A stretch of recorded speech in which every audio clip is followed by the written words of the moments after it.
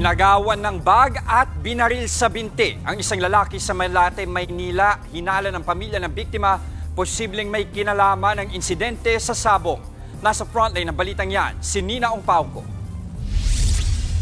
Hagip sa kuha ng CCTV ang pagdating ng 38 anyos na biktima galing Muñoz Street at naglakad papunta sa isang puting motorsiklo na nakaparada sa tabing kalsada. Ilang saglit pa, nasa pool rin sa kuha ng CCTV ang pagdaan ng isang motorsiklo sakay ang dalawang lalaki. Pagdating ng riding in tandem sa harap ng puting motorsiklo, bumaba sila sa kahinabolang biktima hanggang sa matumba ang biktima.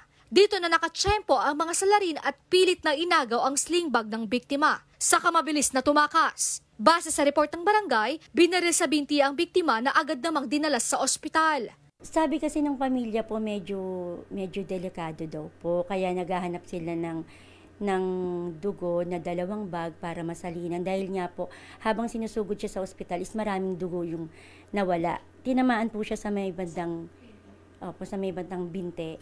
Ayon sa barangay, delivery rider ang biktima at kilalang sabongero. Parang nabanggit nung isang kamag-anak na talo sa sabong, tapos yung ka-meet up niya po is babayaran niya lang naman po. Ngayon, yun na po yung nangyari.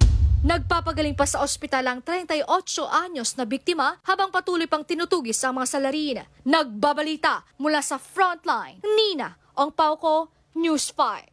Mga kapatid, Jess De Los Santos po. Iba na ang may alam at may pakialam sa panahon ngayon. Para sa tuloy-tuloy na balitaan sa Frontline kahit weekend, mag-follow at mag-subscribe sa social media pages ng News 5.